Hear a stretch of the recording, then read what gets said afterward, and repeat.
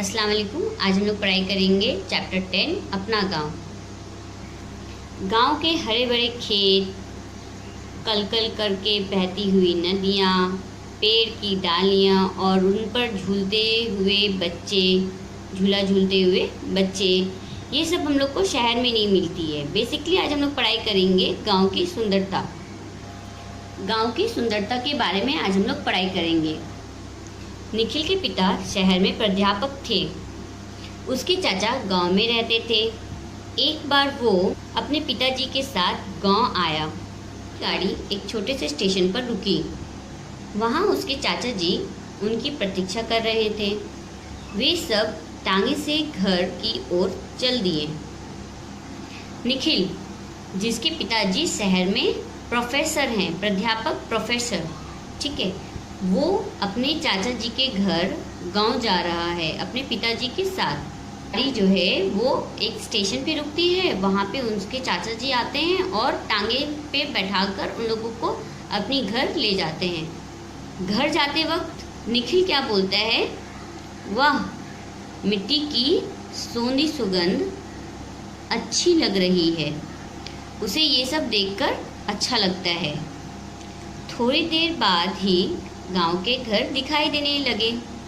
पिताजी ने एक इमारत की ओर संकेत करते हुए बताया, ये खरीद भंडार है। यहाँ अपना अनाज बेचकर किसान उचित कीमत पाते हैं। यहाँ से अनाज पहले सरकारी गोदाम में पहुँचाया जाता है और वहाँ से ये उचित दर की दुकानों पर जाता है, जहाँ से हम राशन के रूप में इसे प्राप्त करते हैं। रास्ते में चलते वक्त उन्हें घर जो है दिखाई देने लगती है, गांव के घर दिखाई देने लगते हैं। तो निखिल के पिताजी उसे एक इमारत की ओर इशारा करते हैं। तो वो इमारत कौन सा रहता है? खरीद भंडार। खरीद भंडार क्या है? खरीद भंडार, यहाँ पर किसान अपने अनाज को बेचते हैं और ये अनाज जो है पहले सरकारी गोदाम में जाता है और उसके बाद फिर यहाँ से उचित दर तक पहुँचता है। और उसके बाद जहाँ से हम लोग क्या लेते हैं, राशन जो है, जहाँ से हम लोग राशन खरीदते हैं, वही अनाज हम राशन के रूप में वहाँ से खरीदते हैं। गांव की सुंदरता देखते हुए वे घर पहुँच गए। घर के आंगन का फर्श कच्चा था, लेकिन सफाई से लिपा गया था। चाचा जी और उनके छोटे बेटे ने पिताजी के पांव छूकर उनका अभिवादन किया। चाचा जी ने उन्हें स्वादिष्ट छाछ पिलाई। छाछ पीकर निखिल हरदेव के साथ नहाने चला गया। गांव की सुंदरता देखते हुए वो लोग कहाँ पहुँच जाते हैं? घर पहुंच जाते हैं, चाचा जी के घर पहुंच जाते हैं। वहाँ पर चाचा जी के जो छोटे बेटे हैं वो निखिल के पिताजी के पैर छूकर उनका अभिवादन करते हैं और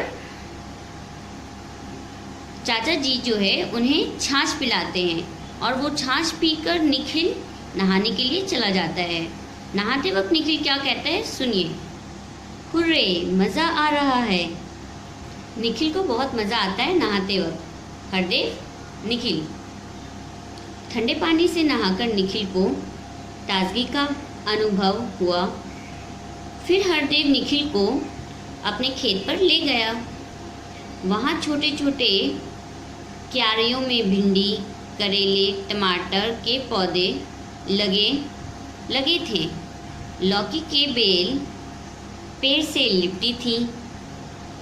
निखिल ने नींबू के पेड़ से पत्ता तोड़कर सूंघा। उसमें से नींबू की सुगंध आ रही थी। क्यारियाँ देखकर उसने पूछा, भैया, हमारे घर के पीछे खाली पड़ी जगह में क्या हम सब्जियाँ उगा सकते हैं? हाँ हाँ, क्यों नहीं। निखिल नहाने के बाद हरदेव के साथ में गांव के सैर करने के लिए निकल पड़ता है।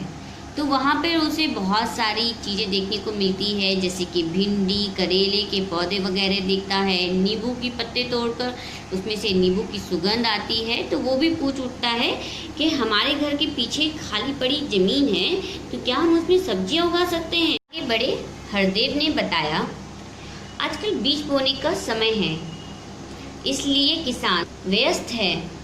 इधर धान के खेत में धान के छोटे छोटे पौधे लगे हैं। जब ये थोड़े बड़े हो जाएंगे तो वे उन्हें फैलाकर पूरे खेत में लगा देंगे।